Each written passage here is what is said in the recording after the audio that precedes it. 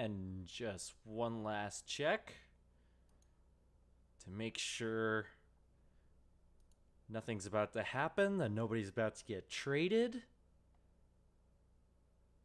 Nope, not seeing anything on Twitter. Still not seeing anything. Okay, alright, let's do this thing.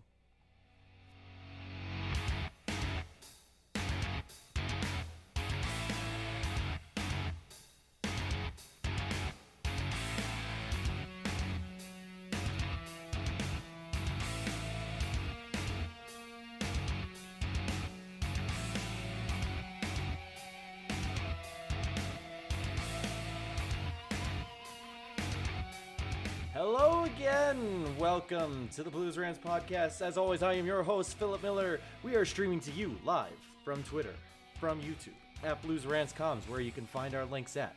Today, we will discuss a big 6-3 win over the Carolina Hurricanes. Tonight, the season finale against the Winnipeg Jets. We'll talk about some 31 thoughts, some more trade rumors, give you a quick little recap of the NBA, which has got all kinds of moves at the deadline, much more exciting than the NHL moves. But before we get to all of that, do have to come in with the breaking news coming in earlier today, as the San Antonio Rampage, no longer the AHL affiliate of the St. Louis Blues.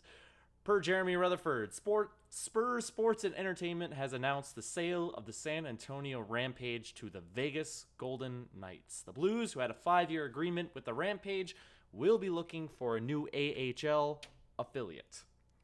So, the original deal was a 5-year plan announced in 2018. The contract has since been nullified by the fact that Las Vegas was just like, yep, I'm just going to buy that from you now.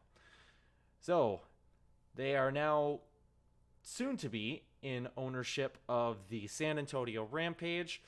They will refute their ownership, I believe, of the Chicago Wolves, which may or may not be the next option for the St. Louis Blues, as the Chicago Wolves will be the only AHL team without an affiliated NHL franchise. Sad news, kind of shocking news to hear, to be honest with you. A bit interesting play, I suppose, by the Vegas Golden Knights, but based on the moves that they've made their last 2-3 seasons, I guess I shouldn't be all that surprised by it. Jeremy Rutherford also continues, in essence, Vegas is purchasing the Rampage from Sports News and Entertainment and applying to relocate them to Henderson/Las Vegas. So, it seemed they were starting to get some sort of traction with an AHL franchise, and just like that, now we're back to square one. Obviously, the Chicago Wolves have previously been an affiliation with the St. Louis Blues, only for, the Golden Knights to take them the first time. And now they're going to take an AHL franchise the second time. Beyond that, the Blues have the ECHL Tulsa Oilers. But now, it's an interesting scenario, as I see a lot of people are pointing out on Twitter and whatnot, to maybe you try to expand to Kansas City. Some people are even getting a throwback and wanting to bring back the Peoria Rivermen. I don't see the Rivermen happening. KC, I would like to see. Obviously, the mood is very high for Missouri sports. You've got an MLS team coming up around the corner. You've got the Chiefs that just won their Super Bowl. Got the Blues are Stanley Cup champions and looking to do it again. I would love to see that for the state and for the city of Kansas City. And obviously, that would be much closer to home, so to speak, than having your franchise back in Chicago. And I also know that the ownership around the Chicago Wolves, not a very good track record.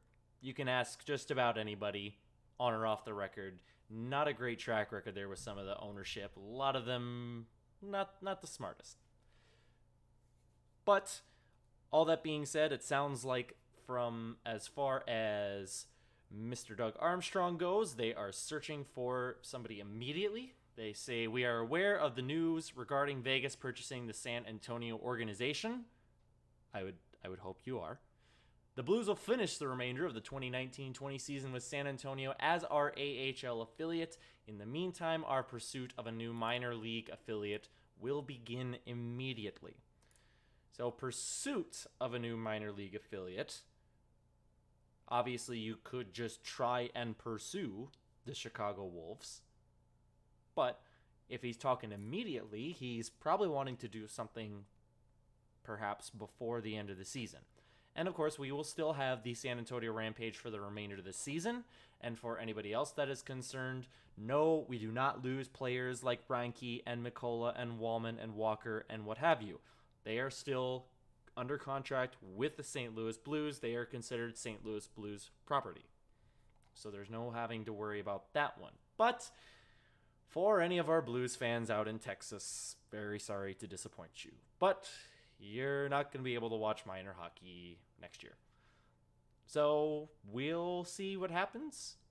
Maybe they expand to Kansas City. Maybe they just go right back to Chicago.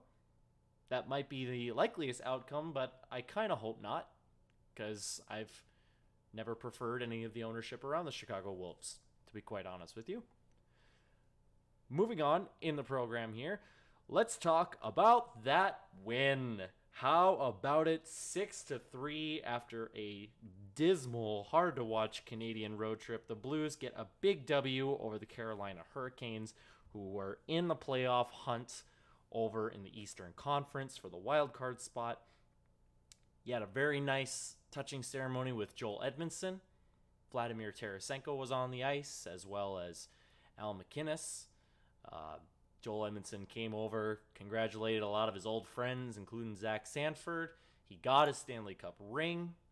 He was immediately flabbergasted by it. I'm sure a lot of you saw the reaction, but I loved his reaction to that. I think he was really excited for that moment. And then, of course, all back to business, and the Blues laid a beat down. 6 goals. At one point, it was 6-1 in the game.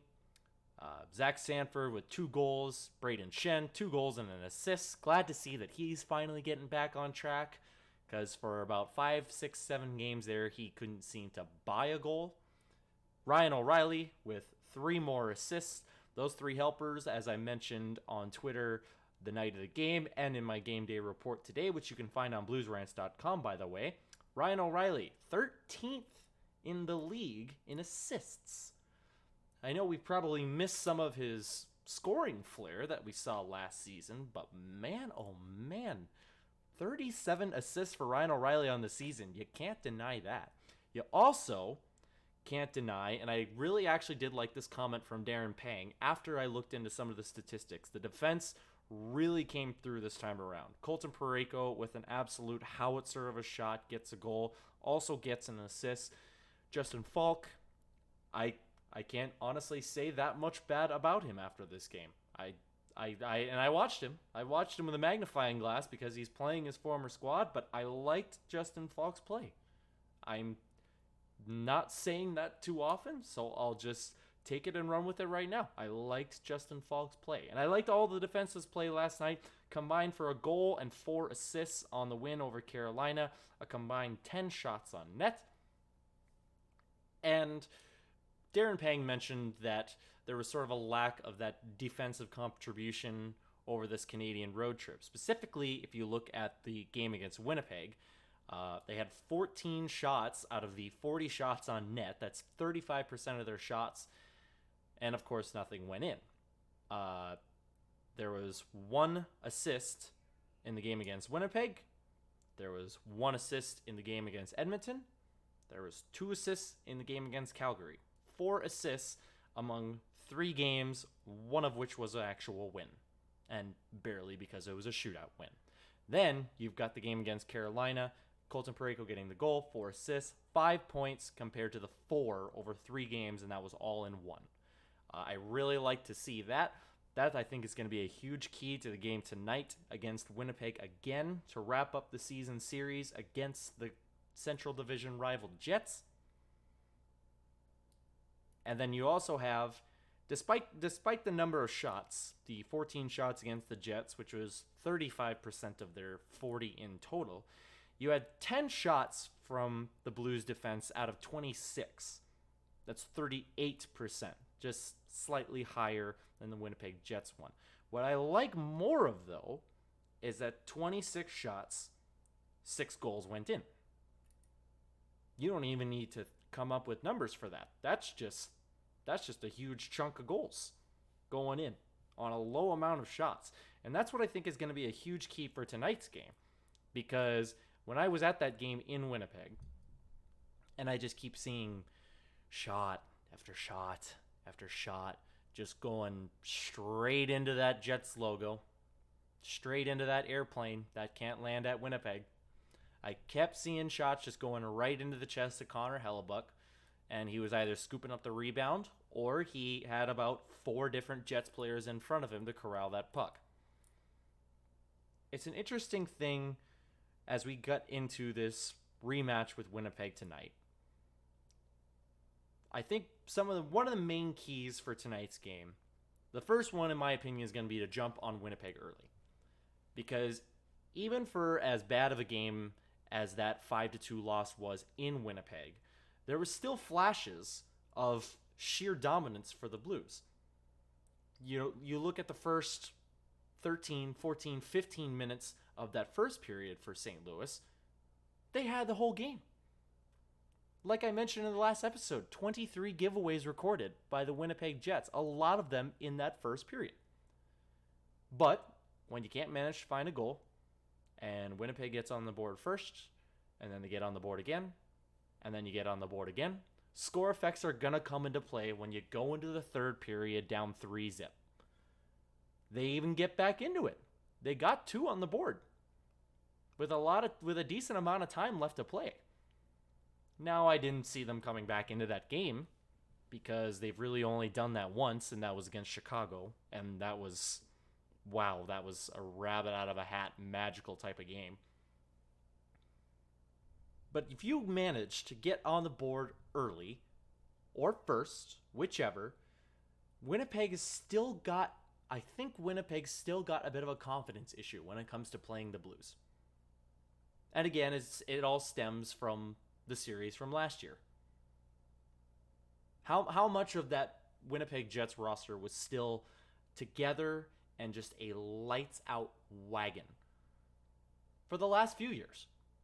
Of course, Winnipeg runs into the fluke of a team, Vegas, in that conference final a couple years back, or just a year back, excuse me.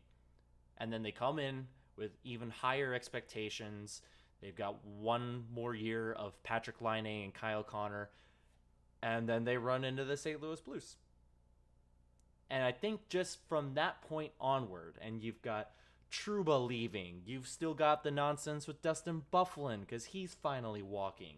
You've got them losing a whole bunch of their blue liners. There's still some confidence issues to be had there, and you've got to find ways to beat and outwork Connor Hellebuyck tonight.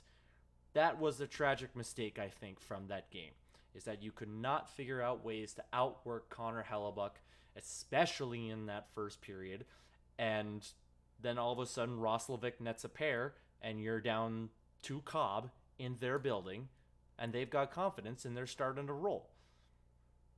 You manage to get something on the board quickly, something on the board early before Winnipeg does. I think you're going to be able to start nicking into that confidence real quick. And the Blues have plenty of good depth to do that. I think if a Blues depth player gets on the board like Sammy Blais, Ivan Barbashev, you name it, I think that'll be a huge confidence boost to start this game where they have actually been really, really solid at home in recent games. As has been mentioned before, 11-0-1 at home. That's the 4th longest Blues streak in franchise history. And then, of course, I looked that up today, and the longest streak is something ridiculous like 21-22 games. So maybe a bit of a far stretch to match that record, but keep the good times rolling, man. The Winnipeg Jets, they are 6th in the Central Division right now. 6th or 7th. They might No, they're definitely not last. They're second last in the Central Division. I remember looking that up today. But all that being said, I just got a notification on Facebook. My apologies. That's going to be some of my big keys to tonight's game. You get on Winnipeg's horse early. You outwork the main horse in Connor Hellebuck, who has strapped that team to his back and tried to carry them into playoffs. And again, continue that effort from the defensive side from last night. Get defensive players rolling. Get them shooting the pucks and get those high quality shots too. Not just little things from the near side, not things from just below the hash marks that Connor Hellebuck can easily save or easily see. Get the defense activated in the offensive zone. It's what's worked for the Blues for so long. Keep doing that, and you're going to be able to wear down this Winnipeg Jets team, in my opinion, very quickly. That's going to be the tee up for tonight's game against the Winnipeg Jets. Again, puck drop is at 7 p.m. Central Time on Fox Sports Midwest and on ESPN 101. Be sure to tune in early. Last game against Carolina, we obviously had all the pomp and circumstance surrounding Joel Edmondson and getting his ring. But tonight, a little bit before puck drop, we're supposed to be celebrating Alex Steen's 1,000th game, which he played in his hometown of Winnipeg. And that's the final bonus reason why you got to have a good game against Winnipeg tonight. Get a game back for Alex. Don't have his 1,000th game on a sour note like that. Figure out how to get revenge on the Winnipeg Jets and snuff them out. Because unless Hellebuck can just keep playing the way he did the first half of the season, I don't think things are looking too optimistic for Winnipeg Jets fans right now. Especially with a guy like Dustin Byfuglien, who is officially done and out the door with them. And who knows where he could go after that. Elliot Friedman outlined some of that in his 31 Thoughts. But the one that I'm interested in, segueing into Elliot Friedman's latest 31 Thoughts on Sportsnet, was thought number 21. I'll read it here for you. Chris Kreider took a full practice on Tuesday and will be in the lineup for the Rangers on Wednesday, which they ended up winning against the Toronto Maple Leafs. Kreider also scored a goal. If St. Louis is not his eventual destination, one of the Blues' fallback options would be Florida's Mike Hoffman. St. Louis considered him twice before and did extensive research before Ottawa traded him. Of course, the Panthers have to decide if they're going to go this route. They are looking for some defensive help. In their last 25 games, they've given up fewer than 28 shots on ice. Let me restart that. In their last 25 games, they've given up fewer than 28 shots just once. 6 of those games were in the 40s, including Tuesday's 1-0 overtime loss to Columbus. The goaltending numbers may not look great, but those guys have been pretty good.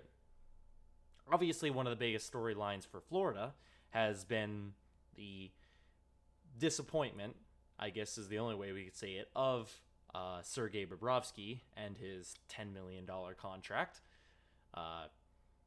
He's not been performing as well as he should, but Florida's still got, I believe, the number one offense in the entire league. They have been a wagon up front. Now, in front of Bobrovsky and behind, I'm trying to remember who else. James Reimer? Is James Reimer their backup? No, that's Carolina. I'm forgetting who the backup is. Drieger? Is that what his name is? Anyways, they've not gotten a whole lot of help on the blue line. And as I try and pull up the cap friendly for the Florida Panthers, not a whole lot of great names out there. Right now, you've got Aaron Ekblad up front with the highest paid contract. He's going to be a franchise player. 23-year-old kid, already got the A on the jersey. $7.5 million all the way until 2024, 2025. He is going to be huge for Florida. Make no mistake there. Keith Yandle, there for a few more years. 33, very, very good player. Then you got Anton Stroman. Okay, yeah, I still like his play. Again, he's 33. I think he's already reached his ceiling, and we'll see how that contract looks in 2021, 2022 when it runs out, but we'll see there. Then you have Michael Matheson, Mackenzie Weegar, Mark Pysyk, who is a hybrid defenseman slash winger, and also my number one most unlikely candidate to score a hat trick. Joshua Brown, who I don't even know how many games he's played, and Riley Stillman. If you include Stillman, Pysyk, Matheson, Strawman, Yandel, and Ekblad, their average age is 27.5. Not the most concerning thing, but I thought that was an interesting stat to bring up. Now, Elliot Friedman says they're in pursuit of defensemen. And the way that the Florida Panthers are playing right now, they're in the race. They're in the race for playoffs. And it's a close one because what it most likely looks like is the wonky Metropolitan Division going 1, 2, 3, 4, 5. And then you have Boston and Tampa running away with it. And then third place spot in the Atlantic is completely up for grabs. Right now, the race is between Florida and Toronto. But the Florida Panthers, if they're looking to add something, they're wanting to look for adding something now. And I tried looking on Cap Friendly, and I tried looking at some different armchair GM situations where they might make a trade for Mike Hoffman. Mike Hoffman, by the way, 30 years old, $5 million cap hit, just over $5 million cap hit, becomes a UFA. He has been phenomenal for the Panthers. He's on pace for 30 goals this season. He's already got 42 points. He had a career year last year with Florida, scoring 36, 34, and 70 points. He was a stud with the Ottawa Senators back during that Stanley Cup run in 2017 that just fell short to the Pittsburgh Penguins. So on defense, yes, they could definitely use some help. But they're going to want something now. And I don't see Doug Armstrong wanting to give up anything that they could use right now. I mean, who could you throw in for? You could throw in Robert Bortuzzo. Okay, sure. Not the greatest defenseman, but maybe that's somebody. You could throw in Mikko Mikkola. Not enough NHL experience. You could throw in Mitch Reinke. Not enough NHL experience. If you start getting into the territory of a Vince Dunn, a Colton Parayko, you can't really throw in Jay Bouwmeester. As much as I think he'd enjoy returning to his former club, not really. I say in quotation marks. So I think the asking price for a Mike Hoffman might be too high. And you could throw in draft picks to sweeten the deal, but in all honesty, I would say keep him. This is a very hyped up draft coming up this year. I believe, do the Blues still have their first round pick for this season? I don't think they do. They do, actually. They've got round 1 through 5 for their draft picks, and then they have an extra one thanks to Carolina. And again, that first round pick, that sounds like that's going to be the big ask for a guy like Chris Kreider or for a guy like Mike Hoffman, who I believe, if there's anybody else left out there, I think those are the only two that the Blues would really be interested in at this point. I think the Tyler Toffoli interest is slowly burning out, and I think there are a lot more teams way more interested in Chris Kreider than the Blues are. As I mentioned last episode, there's 8 teams in the running for Chris Kreider, and the New York Rangers might even just sign him to begin with. Again, I'm not always the most savvy. I'm not a general manager. I'm not a businessman. I'm not always the most savvy on trying to come up with these hypothetical tinfoil hat trade scenarios. But I'm thinking if Florida's in the need for a defenseman, it's somebody they want right now as they're down the stretch in this playoff race. They've got a couple of old guys in Keith Yandel and Anton Strawman. They got a new guy that's going to be fantastic in Aaron Ekblad. where exactly you'd want to go from there and who they'd probably be interested in pursuing, I would say it'd be a guy like Vince Dunn. And to give up a guy like Vince Dunn, I think, is a very bad mistake. I think you've got to figure out a way to negotiate this contract of his as his ELC runs out next year and he becomes an RFA. That is my humble opinion on that matter.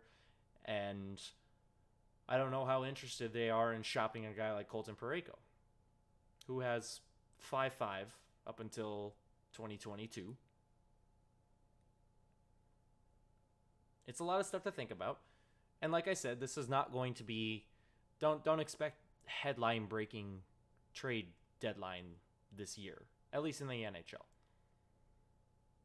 Because other than Chris Kreider and maybe a Mike Hoffman, who the Florida Panthers might just keep anyways, because he's still a good scorer, who else really is out there that's that blockbuster?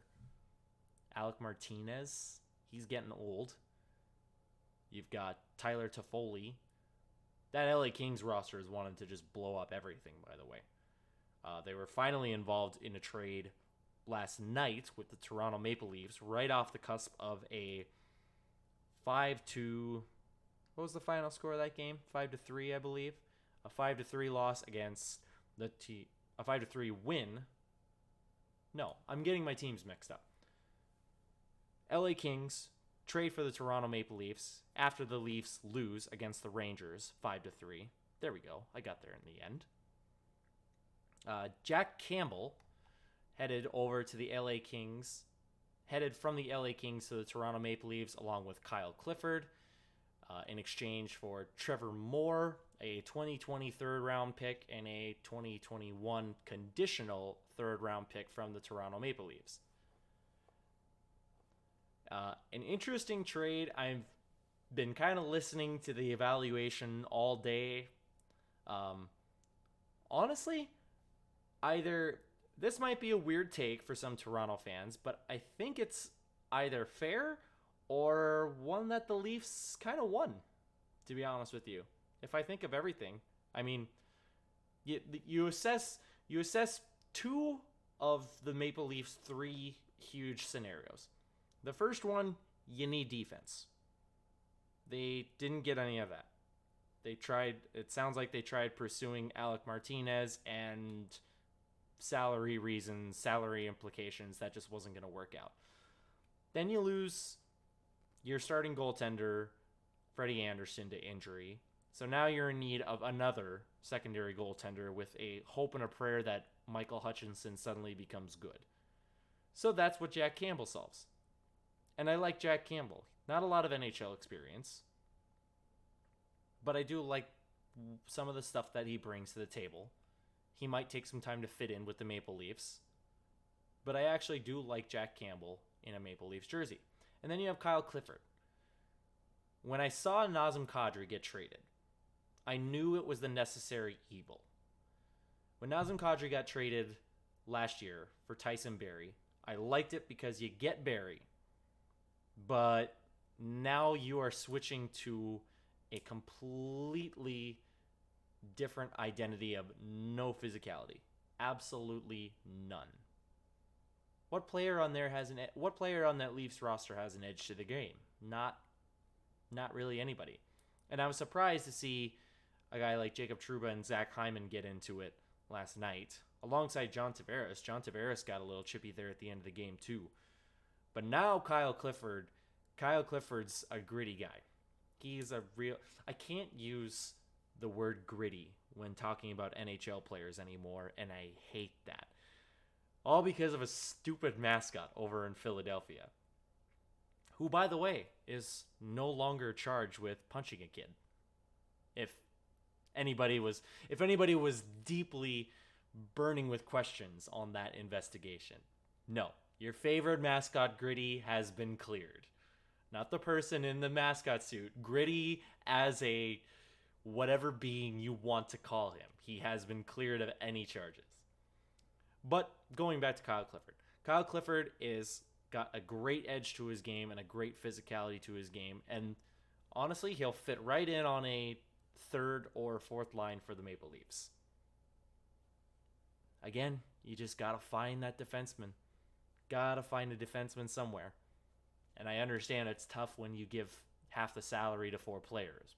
But that is going to be an interesting decision for the Toronto Maple Leafs. And I'd hate to say I don't think the Toronto Maple Leafs are done. Not quite. The Blues, they might be.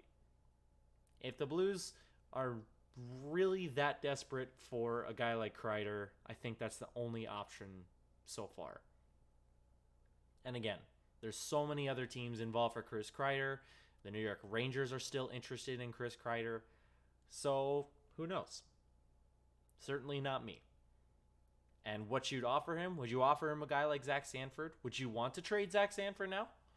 Because now Zach Sanford, if I have this correct, he has 4 goals and 5 assists in his last 6 games. He's been the hottest Blue in the last 10, 7, 8 games. I gotta give him the tip of my hat a little bit. Like he's finally turning into the top 6 potential that we've wanted him to have.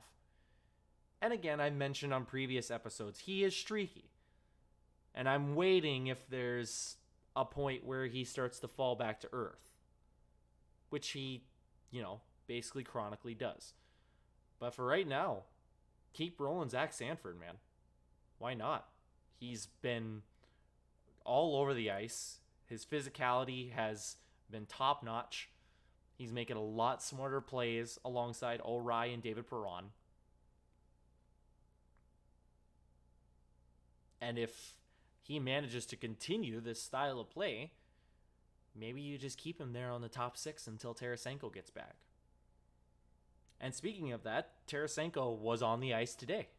If none of you saw the video, he was on the ice for practice, and he was actually shooting wrist shots. Obviously, very early. Don't want to get anybody's hopes up. We're still probably 2 months out until we see Vladdy back, but it's good to see that he's back on his legs and he's shooting shots again. I'm pretty sure this is the first time we've seen him laced up and shooting since he got injured back in October. But all the same, if you're still, I don't know, I continue to over-fantasize and over-analyze every single thing with the trade deadline, and that just continues to tell me how boring this trade deadline is going to be. And if the Blues win the sweepstakes and the return is not terrible, okay, sure. If the Blues try to make a run for the Stanley Cup, your first round pick would likely be in the low 20s anyway. So, that's about all I'll say on all of that. And I just hope it's not a... How should I put this? I hope that they're not forced to... I hope they're not forced to react in such a way just because you go on a scoring slump here and there. As I mentioned before, that Canadian road trip, those losses in Vancouver and in Winnipeg and in Edmonton, that was cause for concern. But I know that Doug Armstrong is a patient man when it comes to landing trades like these. So jumping away from hockey just for a second, speaking of trade deadlines though, the NBA trade deadline was in full swing today. All kinds of moves all over the league. Big notable one, D'Angelo Russell headed to the Minnesota Timberwolves. Andrew Wiggins is going to Golden State along with the 2021 protected first round pick and a 2022 second round pick. Jacob Evans and Omari Spellman are also going to the Timberwolves. Then moving on from there, there was a couple other ones, but I want to make sure. I'm looking at Adrian Wojnarowski's Twitter, and he has been a absolute powder keg for about the last 5-6 hours. But that's a really interesting move. I actually like that move for Golden State. I mean, if you get this entire team healthy, and then you get a guy like Wiggins on there, who I think Andrew Wiggins will actually be a pretty decent fit with the Golden State Warriors. Ooh, ooh. Take the one bad year for the Golden State and just forget about all that and just keep moving on. Marcus Morris was another crazy one with the New York Knicks. A 3-team trade that sent Isaiah Thomas to the LA Clippers, only for Isaiah Thomas to get waived immediately. I know a lot of Lakers fans are super pleased about that, because I've heard guys like Kyle Kuzma, among so many others, needing to be involved to get a guy like Isaiah Thomas, and the Knicks said no. And then they give up a guy like Mo Harkless and the 2020 first round pick over to the New York Knicks. As I'm reading the tweet right now, Clippers trade terms for Marcus Morris. The New York Knicks get Mo Harkless. The Clippers 2020 first round pick right to the 2021 first round pick swap with the Clippers. 2021 second round pick. Washington's draft rights to the 2018 second round pick, Isuf Sanon. I hope I'm saying that right. I'm probably not.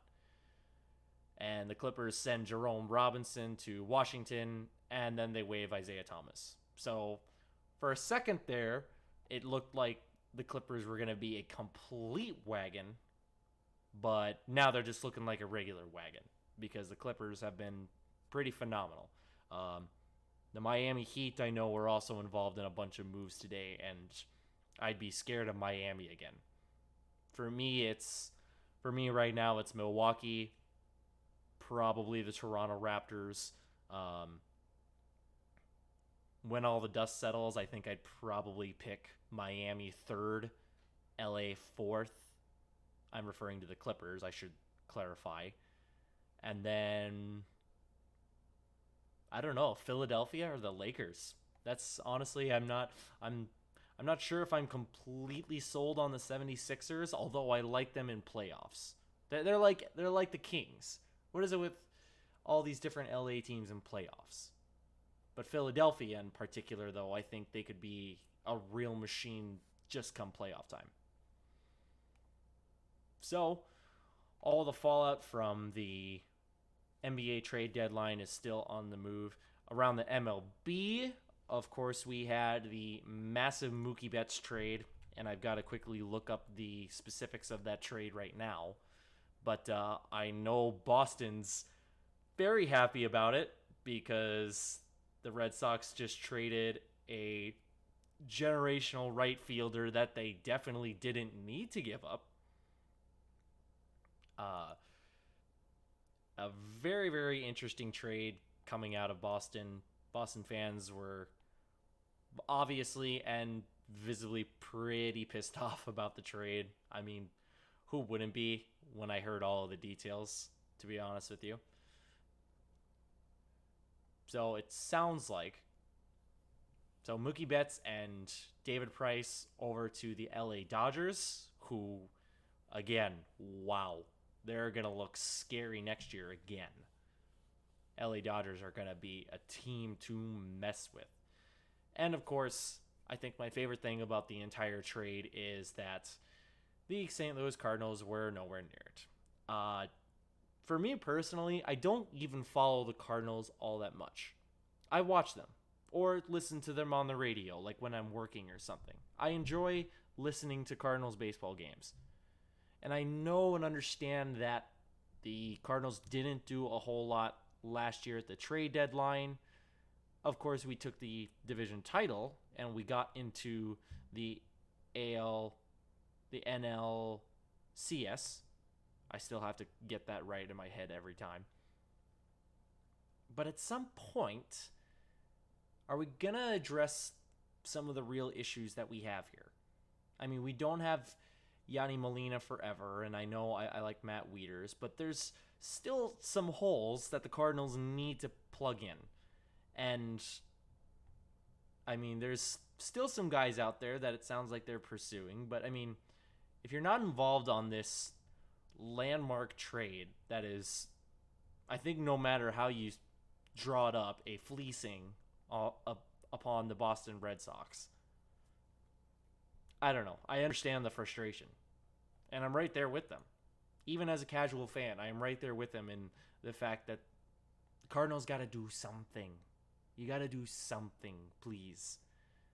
Because I think we're going in the right direction, and I think now is the time where you got to look at our options and figure out what we can do to bring the Cardinals back to that championship caliber that they were from essentially the early 2000s all the way up until 2013. I don't know. I don't think it's that hard, right? Doug Armstrong's not making all that moves, but that's because he doesn't have to. Because he's got an absolute wagon that he got. He's not always been the best on trades, but he got Ryan O'Reilly, which Blues fans are loving that right now, and Sabres fans are hating. And you got a guy like Braden Shen from Philly for Yori Laterra. Who remembers him, right?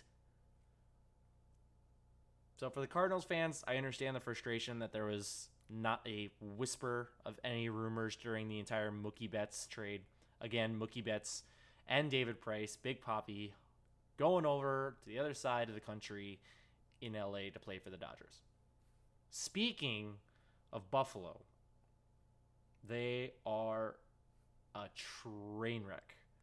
I mean, we were all laughing at the Ottawa Senators of last year and how they basically just sold off the entire ship. And then there was the nonsense of firing Guy Boucher late in the season when they said they weren't going to. There was the Uber driver video, which you can look up. That entire organization was a mess. There was LeBreton Flats that fell through. But the Buffalo Sabres, this is like a new level of disappointing. And I want to play you. I should have played this last episode. I forgot about it. But here is a Hall of Fame level rant from what the entire internet is now just calling Dwayne. Hey, I'm Luke Thomas, along with my co-host Brian Campbell. Morning Combat brings you an entertaining and informative boxing. The biggest fight you can make right now. Sorry about that. I believe I got the wrong audio. I thought I had the right audio. But let me just take a look in this again. Bear with me for a second. Okay. Sorry about that. Trying that again. Here is Dwayne. Bulldog, thanks, guys. If you just give me a minute here, just to, I'll try and organize my thoughts as best I can. I'm just, I've the 24 years they've been in that arena. I think in some form of capacity, I've been a season ticket holder for about 15 of those years. I started, my first hockey card was Brad May. My first jersey was Pat LaFontaine. I idolized Dominik Hasek. I played goalie because of Dominik Hasek. I work for Hasek's Foundation now as a coach, and my life in hockey has been started because of Sabres hockey. I went to the finals games as a kid with my dad. I watched Jeff Sanderson score with one arm around Ed Belfour. I have so many great moments to talk about with this hockey team, and I'm surprised the organization remembered to wish Dominik Hasek a happy birthday today. I'll put it that way. It's so mind-boggling how we've fallen this far, and I was cautiously optimistic coming into this season because I wasn't fully expecting playoffs, but I was happy with the way the season started because the competitiveness was there. Last year was misery 100% after the 10-game streak. It was absolute misery because the passion was not there. And it's been there. And then they go out and lay an egg last night in front of me. I was at the game. First time I went to a game with my sister, by the way, and she had to sit there through that. And it's mind-blowing. I don't need a Jerry Jones type of owner. I need an owner who's going to answer to the fans when they misspell names on jerseys and have Chinese knockoffs on alumni. What is going on? What are we doing? I don't understand it, man. Bulldog, you lived through this. You've seen it. have you ever been, like, have they ever sucked the passion out of you like they have me? I've dedicated my life to hockey because of this team. Like, I can't do it anymore, man. Like I'm seriously, for the first time, considering just not being a season ticket holder this year. Even when the team was terrible, Ted Black would come on the station and talk to fans and address concerns. I don't need I don't need a damn camera in front of Terry Pegula every single day, but address our concerns. Be there when you screw up. Answer for the mistakes. Be accountable. You know, Pal LaFontaine being forced out of the organization, 5 years ago, or however long it was. Like, I don't need an explanation, but it's just been mediocrity. It's almost worse than the Bills drought. And you know what? As I don't know what people's opinions of the man were, with Russ Brandon, but if Russ Brandon was running the team still, I highly doubt he would have allowed Chinese knockoff jerseys to be worn by Danny Garrett at Turkey Drive. I would have died on the ice, the goathead, missing deadlines. Like, what the hell is going on? Like, what is it? Like, I didn't need playoffs this year. I wanted it, but I didn't need it. But when you screw up for the fans as much as this team has over the last, 5 years, and just don't hold yourself accountable, go hide at your house in Florida. Like, what is this? Get in front of the camera and at least make us feel that we matter. That we matter to you. Like, I'm sick of it, Bulldog. I'm sick of it. I'm sorry. I'll hang up and listen. I'm sorry. Wow. That was absolutely nuts. Of course, hashtag #WeAreAllDwayne was trending immediately after everybody started sharing this. Absolutely legendary rant on a terrible franchise right now. I even retweeted a quote from Ryan O'Reilly from 2 years ago. How they were just in this mentality of playing to lose or not all that concerned with winning. And it's just saddening to see how it's continued like that. And he gets heated in it, of course, but he's kind of right. I didn't disagree with really any of his points there. And for those of you wondering, yes, I looked up the jersey. Yes, they're Chinese knockoffs. Like, Dave Andrewchuk's name is literally spelled wrong. I mean, at some point, if I'm the Buffalo Sabres, I'm finding Dwayne right now, and I'm getting him in an office with all the execs, and basically figuring out what the hell's gone on with this. I think we're up to 9 years. I think it's been 9 years since the Sabres have been in the playoffs. That's abysmal for an NHL franchise. And now it's on the verge of unacceptable. Because you think Jack Eichel still wants to be with a franchise that's going to be this awful? You think a guy that's literally strapped the franchise to his back to try and carry them into the postseason wants to keep doing that? I mean, we've seen improvement in Edmonton with Connor McDavid, and Jack Eichel has been phenomenal. He should be a nominee or a finalist for the Hart or the Rocket Richard or whatever you want. But how long before you've said enough's enough?